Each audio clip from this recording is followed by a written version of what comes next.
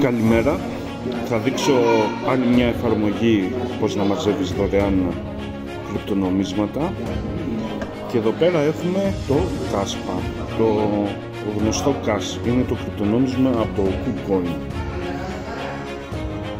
Η εφαρμογή έχει ως εξής, πάνω υπάρχουν τα games, που είναι τα γνωστά games που κάνουν ένα παιχνιδάκι για μερικά δευτερόλεπτα.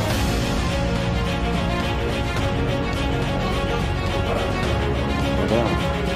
Και τώρα θα μας δείξει, μόλις το τελειώσουμε, πόσα cash παίρνουμε, υποδιέρεση cash είναι.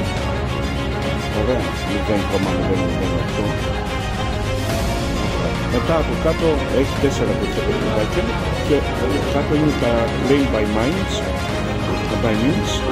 το οποίο είναι ανά πόσα λεπτά που μπορούμε να παίξουμε ένα τροχό και μας δίνει και αυτό μια υποδιέρεση. Πιο κάτω είναι τα Daily Bonus που είναι μια φορά την ημέρα, το πατάμε και παίρνουμε ένα καθημερινό. Αυτό είναι μια φορά την ημέρα, όπως επίσης το Claim Bonus, το οποίο σε δίνει μια φορά την ημέρα. Μπαίνεις στο Telegram τους, δηλαδή θα μπούμε στο Telegram και θα μας έχει εκεί κάποιο κωδικό, τον οποίο τον κωδικό πρέπει να τον περάσουμε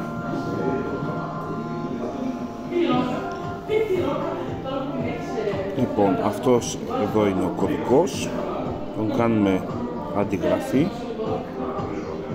και πάμε πάλι πίσω στο Kaspa για να περάσουμε τον κωδικό.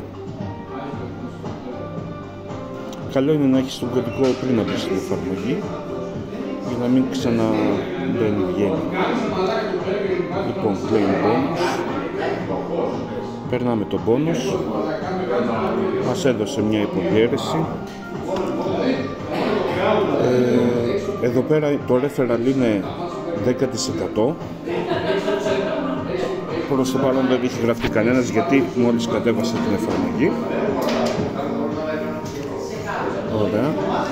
Πιο κάτω βλέπεις τους top που έχουν εδώ πέρα, τους top users, πόσα cash έχουν μαζέψει και τα top refers. Πριν μερικές μέρες ξεκίνησε και όπως βλέπετε που έχουν 22 cash, 23 cash κτλ.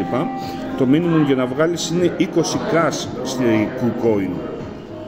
Στα άλλα δεν ξέρω, θα δούμε άμα το δείχνει πιο κάτω. Είναι το control panel που έχει τα account details, notification, οι ειδοποιήσεις δηλαδή, το payout εδώ πέρα για να πληρωθείς. Ωραία. Στην OKX μπορείς να πληρωθείς υποδιέρεση, όπως βλέπετε εδώ.